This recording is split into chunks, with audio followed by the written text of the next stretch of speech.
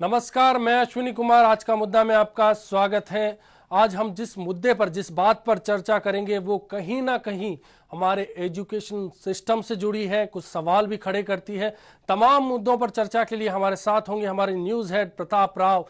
तो चलिए शुरू करते हैं आज की पेशकश को और देखते हैं दाखिले का दर्द।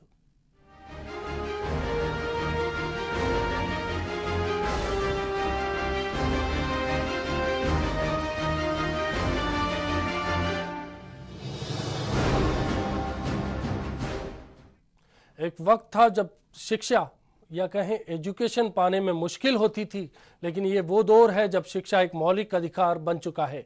लेकिन इसके बाद भी देश के युवाओं का बहुत बड़ा वर्ग ऐसा है जो उच्च शिक्षा से वंचित हो जाता है और लोक कल्याणकारी राज्य की अवधारणा नष्ट होती कहीं ना कहीं नजर आती है। 90% से ज्यादा अंक लाने के बाद भी अगर कोई उच्च शिक्षा से वंचित रह जाए तो ये एक गंभीर और बड़ा सवाल है। अब देखते हैं इसी से जुड़ी एक खास रिपोर्ट।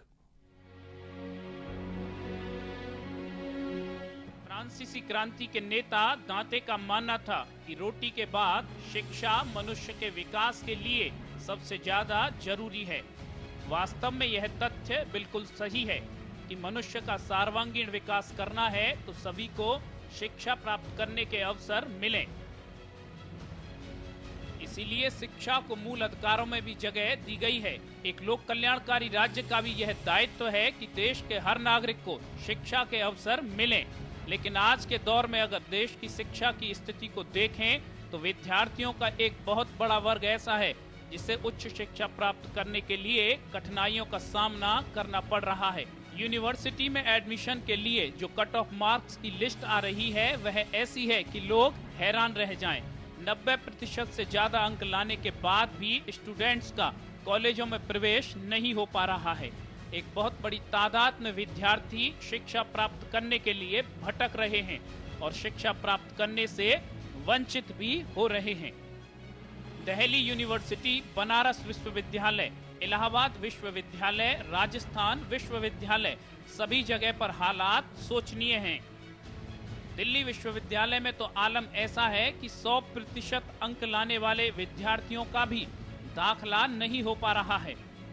कॉमर्स में 100%, साइंस में 95% और कला में 90% अंक लाने वाले विद्यार्थी उच्च शिक्षा से वंचित हैं या इधर उधर भटक रहे हैं। सरकार और मानव संसाधन मंत्री ने इस स्थिति को लेकर तमाम दावे किए हैं कि वे प्रयास कर रहे हैं। बहुत सी घोषणाएं भी हुई हैं, लेकिन सब खोखले साबित हो रहे हैं। देश में होनहार विद्यार्थियों की संख्या लगातार बढ़ती जा रही है, लेकिन शिक्षा प्राप्त करने के संसाधनों की लगातार कमी हो रही है। ऐसे में सवाल खड़ा होता है कि सरकार आखिर कर क्या रही है? देश के भविष्य के साथ क्यों खिलवाड़ किया जा रहा है? अगर बेहतरीन अंक लाने के बाद भी विद्यार्थियों को कॉलेज में प्रवेश नहीं मिलता है तो सरकार की मंशा पर सवाल खड़ा होता है। सवाल लोक कल्याणकारी राज्य की अवधारणा पर भी खड़ा होता है और वास्तव में जब राज्य विद्यार्थियों को शिक्षा के अवसर नहीं दे पा रहा है तो इन विद्यार्थियों का भविष्य कैसा होगा, यह भी एक गंभीर सवाल है। Bureau report, HBC news. जाहिर है कहीं ना कहीं सिस्टम पर सवाल उठ रहे हैं। राजस्थान में भी छात्रों की समस्याएं लगातार बढ़ती जा रही है। कॉलेजों में प्रवेश के चलते छात्रों को परेशानियों का सामना करना पड़ रहा है। आंदोलन भी होते हैं तो पिछले कुछ सालों में देखने को मिल रहा है कि प्रदेश के बहुत से ऐसे छात्र हैं जो उच्च शिक्षा को हासिल करने से वंचित रह गए हैं।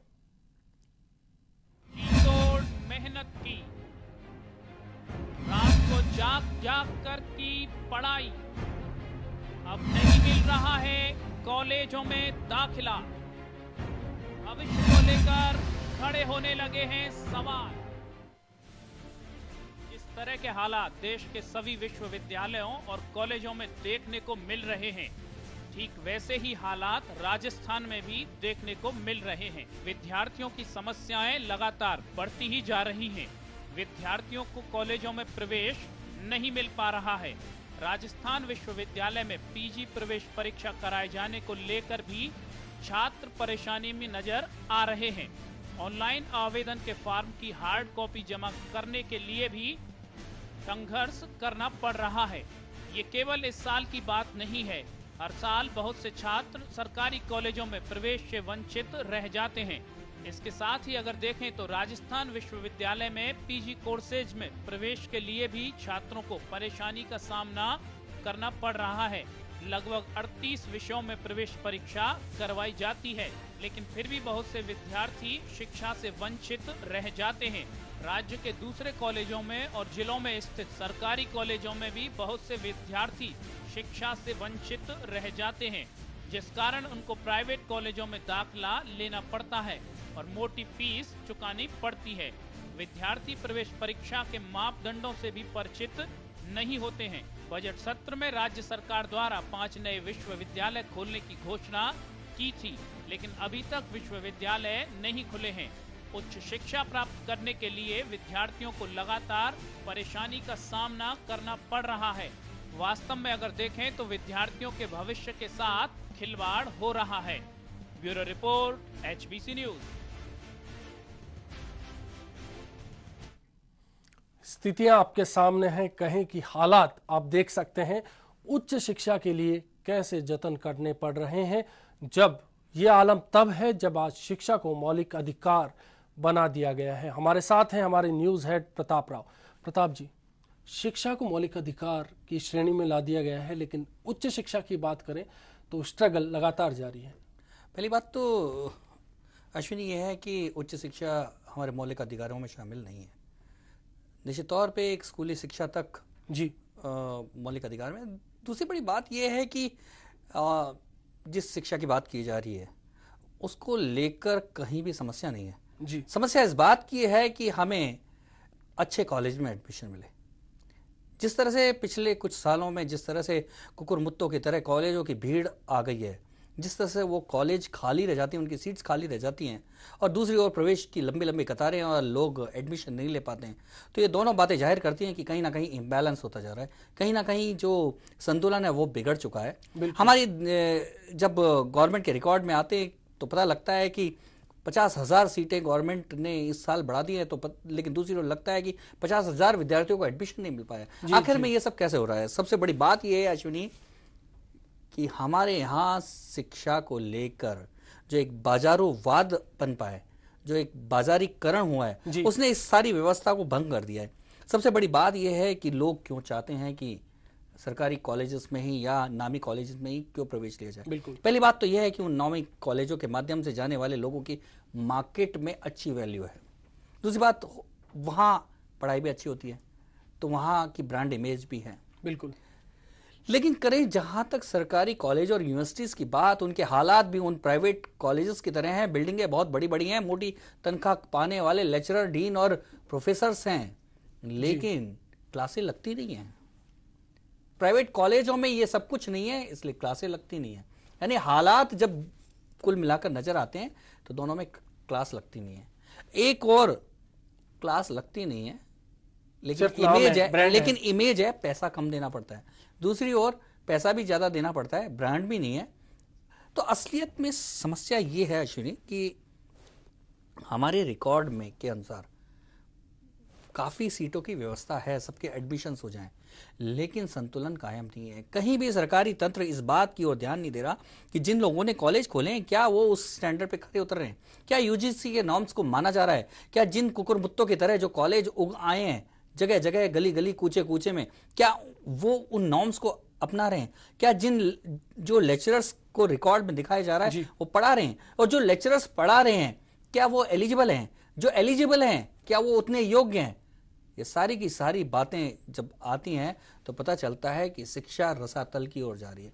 पहली बात तो यह है कि बहुत बड़ी चर्चा की जाती है कि आजकल मेधावी छात्रों की संख्या बढ़ रही है। मेरा मानना तो यहां तक है कि परसेंटेज के आधार पे किसी की मेधा को तय नहीं किया जा सकता। जो आंकड़े, जो रिजल्ट्स वो तय नहीं कर सकते किसी की मेधा को। हमने देखा है कि कई फेल होने वाले स्टूडेंट, उन्होंने अपने प्रोफेशनल लाइफ में जबरदस्त कारनामे किए।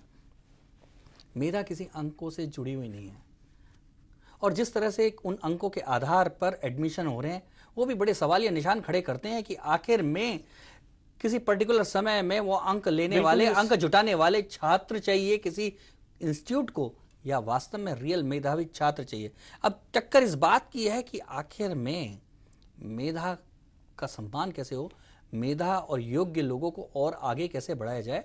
दूसरी ओर जो जिनके पास कम मेधा है और जो कम योग्य हैं, उनको क्या दिशा दी जाए, इसके बीच में सरकार के पास कोई पॉलिसी नहीं है। सरकार ने अपनी कोई नीति नहीं बनाई है। सरकार किस दिशा में इस युवा पीढ़ी को ले जाना चाहती है, उसकी कोई नीति स्पष्ट नहीं है। सरकार को इस बात का पता नहीं है कि आज जिस तरह से अकेले जयपुर में 80 इंजीनियरिंग कॉलेज हैं, सीटें खाली रह जाती हैं, इंजीनियर्स का उत्पादन ऐसे हो रहा है जैसे कोई बड़ी फैक्ट्री में इंजीनियर उत्पादित हो रहे हों, लेकिन उनको कहाँ यूज किया जाए। इस जगह एक दिलचस्प बात मुझे याद आई कि मैं हैदराबाद में था, तो वहाँ एक FM सुन रहा था। वहाँ इसी तरह से इंजीनियरिंग कॉलेजेस की तादाद काफ़ी है, तो वहाँ इंजीनियरिंग के स्टूडेंट्स को मच्छर कह के बुलाया जाता था। जिस तरह से हर गली में मच्छर मिल जाते हैं, उसी तरह से हैदराबाद की गलियों में इंजीनियरिंग स्टूडेंट मिल जाते हैं। नहीं, लेकिन अश्विनी, अगर वो कहा जा रहा था मच्छर, तो ये भी एक गलत बात है, क्योंकि बड़ी अपेक्षाओं के साथ, बड़े सिस्टम का सवाल है मेरा, बड़े अरमानों के साथ कोई भी व्यक्ति, कोई भी बच्चा, उसके माँ बाप उसे इंजीनियरिंग के लिए भेजते हैं, लेकिन जब पता लगता है कि जब वो प्रोफेशनल लाइफ में आता है, तो उसे पता लगता है कि उसके लिए कोई नौकरी नहीं है, उसके लिए कोई व्यवस्था नहीं है। हजारों लाखों रुपए खर्च करने के बाद उसे पता लगता है कि वो भी उस भीड़ की कतार में खड़ा है जिसमें आम लोग खड़े हैं। तो सवाल या निशान खड़े करता है सरकार की इस नीति पर कि आखिर में कुकुरमुत्तों की तरह इंजीनियरिंग कॉलेज क्यों उगा दिए गए, क्यों ऐसी भीड़ बढ़ा दी गई, क्यों नहीं उनकी व्यवस्था की गई। ये सारे के सारे सवाल हैं जो हमारी पूरी की पूरी व्यवस्था पे खड़े करते हैं। ये सवाल इंजीनियरिंग स्टूडेंट्स के साथ भी है, MBA के स्टूडेंट्स के साथ भी है, साथ ही BEd के स्टूडेंट्स के साथ भी है। जिस तादाद में इंजीनियरिंग कॉलेजेस बढ़े हैं, उसी तादाद में MBA के कॉलेजेस भी बढ़े। और इस बार की खबरों में था कि साफ था कई MBA कॉलेजेस में सीट खाली, और यही ये सवाल खड़े करता है कि आखिर में एक और एडमिशन नहीं मिल रहे जी, लंबी कतारें लग रही है, हाय हाय लग रही है कि हमें एडमिशन नहीं मिल रहा। दूसरी ओर सीटें खाली पड़ी हैं और कोई एडमिशन लेने वाला नहीं है जी। ये साफ तौर पे जाहिर करता है कि हमारी शिक्षा संतुलन नहीं है। हमारी शिक्षा व्यवस्था किस तरह से बेलगाम हो चुकी है, इसकी कोई दिशा नहीं है। और ये किसी भी देश के लिए एक खतरनाक मोड़ है। जिस तरह से अमेरिका कमजोर हो गया, आर्थिक रूप से अशक्त हो गया, उसके पीछे बहुत बड़ा कारण है कि उसकी जो पीढ़ी है, जो उसकी अभी की युवा पीढ़ी है, वो आश्रित हो गई काम पर। आज एशिया के लोग वहां की सारी व्यवस्थाओं को संभाले हुए हैं। तब ये सवाल खड़े करता है कि वो अमेरिका की शिक्षा व्यवस्था, वो अमेरिका की अर्थव्यवस्था, वो अमेरिका की प्रशासन व्यवस्था आदि दमदार नागरिकों को नहीं तैयार कर सकती, ऐसे लोगों को नहीं तैयार कर सकती कि जो आगे चलकर पूरी की पूरी देश की व्यवस्था को संभाल सकें। तो अमेरिका जैसी हालातों से मुकाबला करना पड़ता है। हमारे देश के सामने ये सबसे बड़ी समस्या है। हमारे देश की प्राचीन समय से सबसे बड़ा जोर रहा कि हमारे देश का जो नागरिक हो वो किस तरह से आश्रम व्यवस्था से निकल के किस तरह से मजबूत बने, चक्रवर्ती बने, जो देश के लिए काम आए। लेकिन अब इस व्यवस्था ने एक लुंज पुंज ढीला डाला, एक ऐसा मनुष्य तैयार कर दिया है जो केवल अंक लाने की कोशिश करता है और अंक के आधार पर मोटी तनख्वाह पाने की कोशिश करता है, नहीं तो दुनियादारी का और उसको आम जगत का कुछ पता ही नहीं होता। ऐसे हालातों के चलते देश निश्चित तौर पे कमजोर हो रहा है। आज हम जिस तरह की व्यवस्था की बात कर रहे हैं और जो बिगड़ रही है व्यवस्था, उसके पीछे बहुत बड़ा कारण है कि हमारी शिक्षा व्यवस्था में वो तत्व ही खत्म होते जा रहे हैं जिसकी हमें ज़रूरत है।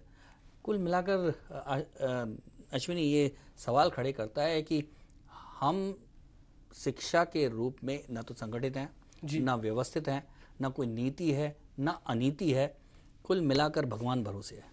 बिल्कुल प्रताप जी, तो जाहिर है कि हमारे सामने हमारे सिस्टम पर कई सवाल खड़े हो रहे हैं। जिस तरह से उच्च शिक्षा के लिए एक तबका आज बेरुख है, उन्हें एडमिशन्स नहीं मिलते, तो वहीं उच्च शिक्षा का एक हिस्सा है जहां कॉलेजेस में सीटें खाली पड़ी रहती है और अभ्यर्थी नहीं पहुंचते। आज का मुद्दा में दाखिले के दर्द पर चर्चा जारी रहेगी। फिलहाल वक्त हो चला है एक ब्रेक का।